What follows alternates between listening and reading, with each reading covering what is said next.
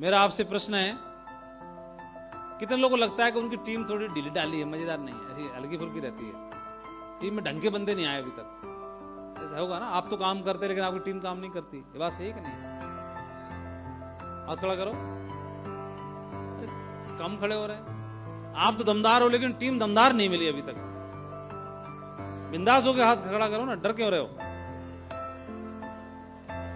अब मैं जवाब देने वाला हूं फिर भी नहीं खड़ा कर रहे। आपको जवाब यही मिलेगा, बाकी लोग कोई जवाब देंगे नहीं, घुमा देंगे आपको, लेकिन मैं जवाब दूंगा इसका सही सही। आप डर इसलिए रखे, टीम भी यही बैठी है ना। हाँ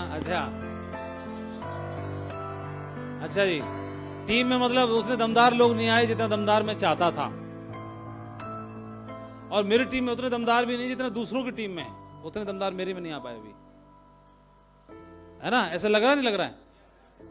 तो बताता हूं, एक कहानी सुनाता हूं, फिर अब कहानी से आप मतलब निकाल लेना, आपको समझ में आ जाएगा, ठीक है? एक आदमी था, अफ्रीका महाद्वीप की बात है, एक आदमी था और वह अक्सर कहानियां सुनता था कि वहां पे हीरो की खदान निकल आई, है ना? डायमंड माइंस मिल गई, कोल माइंस में तो मिलती है ना, कोल माइंस में वहां खदान मिल गई, उसकी जमीन में वो खदान मिल गई। तो जब भी कोई न्यूज सुनता था वो इतना इतना इरिटेट होता था, गुस्सा आती थी उसको, वो पूरा जीवन निकल गया गुरुजी, और भगवान लटूरे लटूरों क्या निकल रही है, कोई हमको भी दिला दो, रातों रात अमीर हो जाएं, फिर फुल बिंदास मजे से जिएंगे। तो ऐसे करके परेशान रहता था, लेकिन जीवन निकल गया। उसके पास जमीन थी, जमीन में फसल नहीं उगती थी अच्छी, जमीन में फसल ही नहीं उगती, पथरीली जमीन थी, मिट्टी में पता नहीं दम नहीं था, क्या था।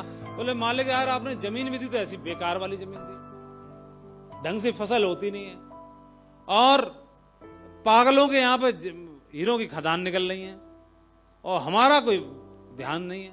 बड़ा दुखी रहता था, पैसे से बहुत परेशान था, और उसके जीवन की इम्तिहा हो गई। उसने बोला होगी तो देखी जाएगी, अब हीरो की खान ही ढूंढनी है, चाहे कुछ भी हो जाए।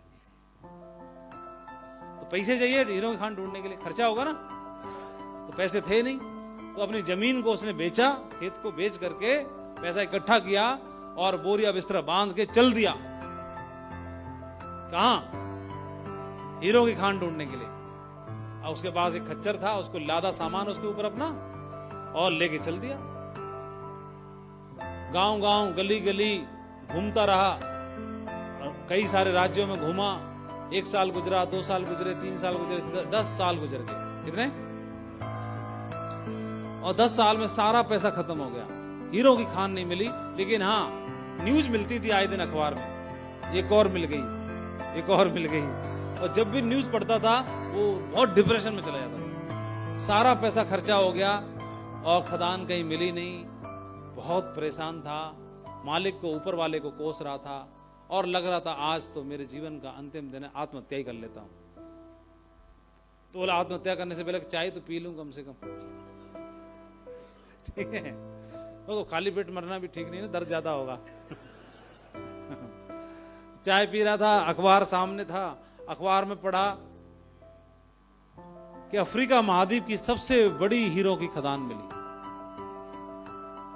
टाइटल में ये था, अफ्रीका महाद्वीप की सबसे बड़ी हीरो की खदान पाई गई। उसका दिमाग हिल गया, टाइटल में था, पढ़ना शुरू किया तो पता चला वो खदान उसी के खेत में मिली, जो खेत उसने बेचा था। किम्बरले डायमंड माइंस का नाम सुना होगा, किम्बरले डायमंड माइंस।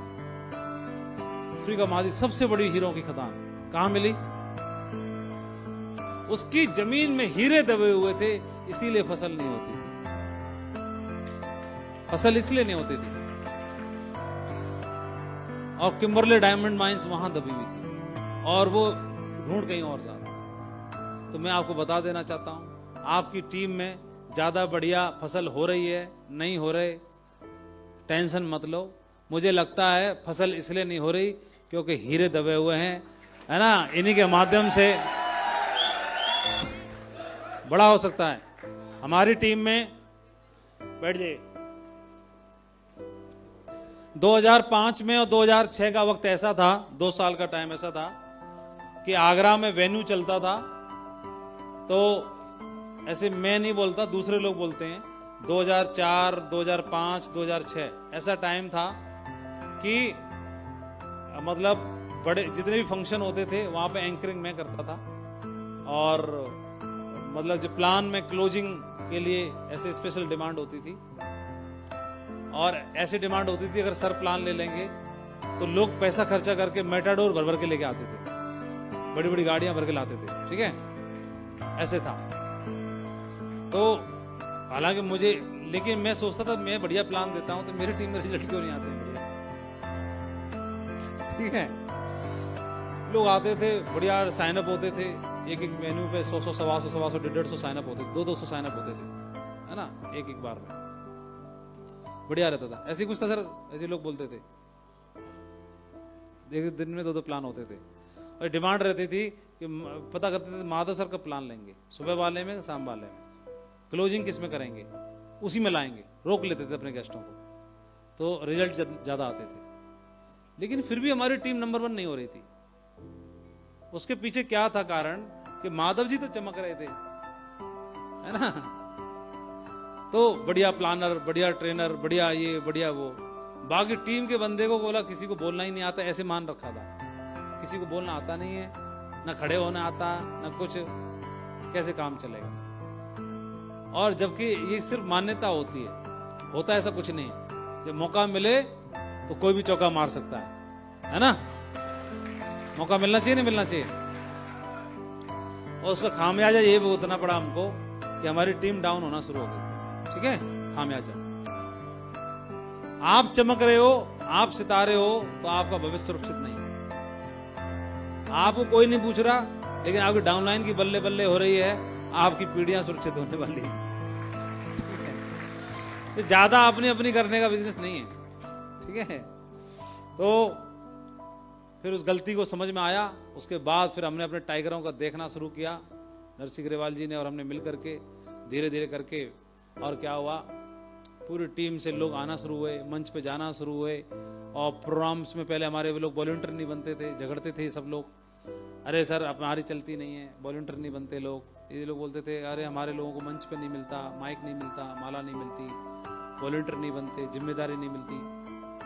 धीरे धीरे वो सारी चीजें होना शुरू हो गई, लोगों ने प्रमोशन करना शुरू कर दिया, हमारे साथ के सभी लीडर्स ने, और इतना बड़ा काम खड़ा होना शुरू हो गया, वो लीडर्स निकलने शुरू हो गए। और आज वही लीडर्स की एक झलक और एक डायलॉग सुनने के लिए पूरा हिंदुस्तान तरसता है। आज ये पोजीशन हो गई है ना, आज जिनको ऐसे लगता था कि इनको आता नहीं है, ठीक है, और आज वही उनकी ललकार, उनकी गजब जो हुंकार रहती है, हमारे वही रॉयल ड्रीमर्स टीम के सारे जो मेन पिलर्स हैं, और वही टीम आज नंबर 1 भी है, रिजल्ट्स भी सबसे टॉप पर हैं, सारी चीजें टॉप पर हैं। तो ये बिजनेस क्या है, ज्यादा अपने अपने चक्कर में रहने का नहीं है।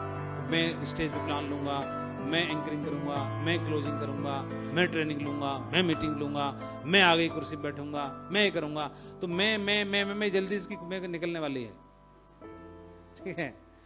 ये क्या है कि मैं कर सकता हूं, ये महत्वपूर्ण नहीं है, मेरे साथी कौन आगे आके आगे रोल निभा सकता है, कोई काम कर सकता है, वो सबसे ज्यादा महत्वपूर्ण है। ये अपने बिजनेस में मौका देने का है, अपने लोगों को निखारने का है, उनको ज्यादा मौका देने का है। तो आपकी टीम में लीडर्स बनते हैं तो आपका बिजनेस और तेजी से चलता है। ये हमने सीखा और उसका परिणाम ये हुआ आपके सामने है।